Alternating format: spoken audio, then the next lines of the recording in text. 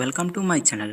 Friends, మనకు 10థ్ class అర్హతతో అయితే ఎలాంటి ఎగ్జామినేషన్ లేకుండా డైరెక్ట్ ఇంటర్వ్యూతో మీకు టీటీడీ రిక్రూట్మెంట్‌కి సంబంధించి డేటా ఎంట్రీ ఆపరేటర్ పోస్టులకు సంబంధించి నోటిఫికేషన్ అయితే రిలీజ్ చేశారు.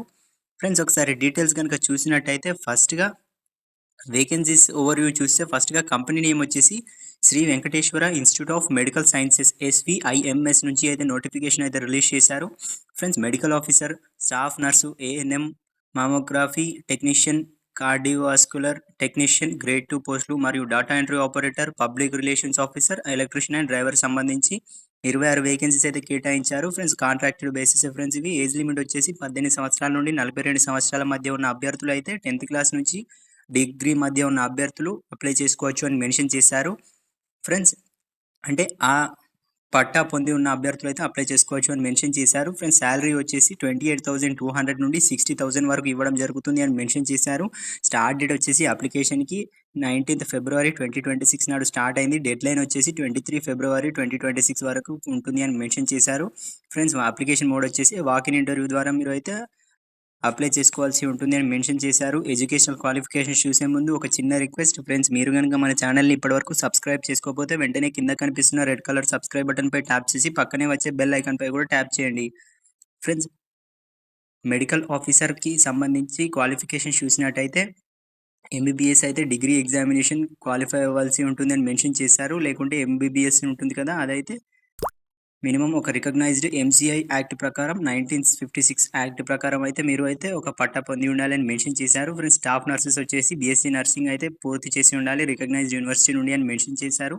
ఫ్రెండ్స్, ఏఎన్ఎం వచ్చేసి ఎస్ఎస్సి పాస్ అవ్వాల్సి ఉంటుంది అని మెన్షన్ చేశారు.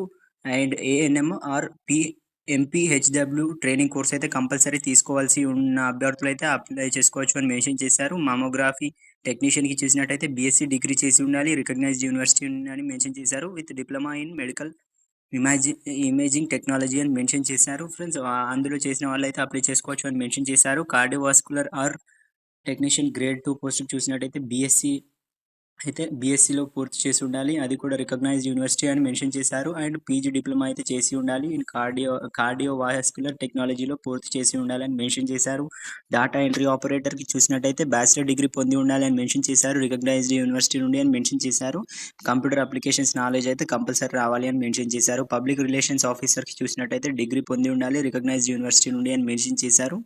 పోస్ట్ గ్రాడ్యుయేట్ వచ్చేసి డిప్లొమా ఇన్ పబ్లిక్ రిలేషన్స్‌లో చేసి ఉండాలని మెన్షన్ చేశారు. మెడికో సోషల్ వర్కర్‌కి సంబంధించి చూసినట్టయితే post graduate in social work with medical psychiatrist స్పెషలైజేషన్‌లో చేసి ఉండాలని మెన్షన్ చేశారు. ఫ్రెండ్స్, ఎలక్ట్రీషియన్‌కి చూసినట్టయితే ఎస్ఎస్సీ అయితే పాస్ అవ్వాల్సి ఉంటుంది అని మెన్షన్ చేశారు.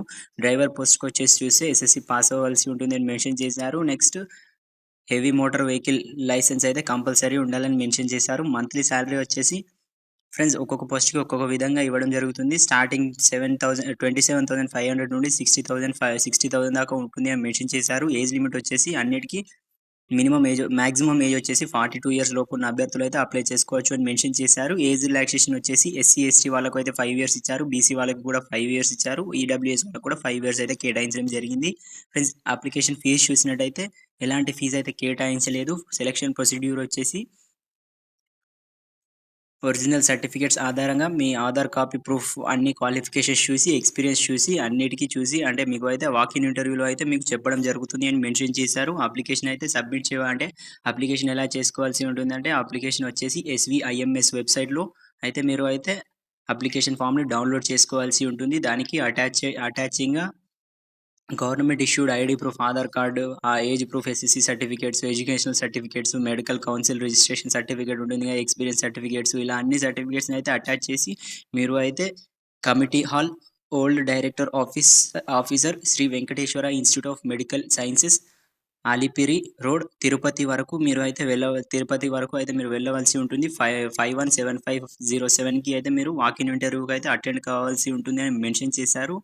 ఫ్రెండ్స్, మెడికల్ ఆఫీసర్స్‌కి అండ్ మెడికల్ సోషల్ వర్కర్స్‌కి వచ్చేసి 19 ఫిబ్రవరి 2026 నాడు అయితే ఉంటుంది అని మెన్షన్ చేశారు. 8 నుండి 10 AM దాకా ఉంటుంది అని మెన్షన్ చేశారు. డేటా ఎంట్రీ ఆపరేటర్‌కి వచ్చేసి 20థ్ ఫిబ్రవరి రోజు మీకు వాక్ ఇన్ ఇంటర్వ్యూ కండక్ట్ చేస్తారు. స్టాఫ్ నర్సెస్ అండ్ ఏఎన్ఎంస్‌కి వచ్చేసి 21st అండ్ 22nd రోజు కండక్ట్ చేస్తారు అని మెన్షన్ చేశారు.